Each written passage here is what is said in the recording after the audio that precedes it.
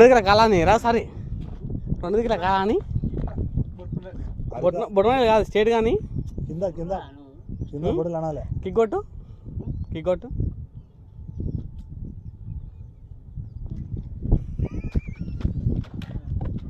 Start చెప్పండి. 1 2 neutral ఉంది కానీ క్లచ్ పడతాం కదా. 3 కాదు అది కాదు క్లచ్ పడుకోరా కుదరా న్యూట్రల్ లేకుండా క్లచ్ పడితే స్టార్ట్ అవుతుంది. కొట్టు నువ్వు ఎన్టీఆర్వి మళ్ళీ బాలబాబోయ్ బాబాయ్ జై బాలయ్యను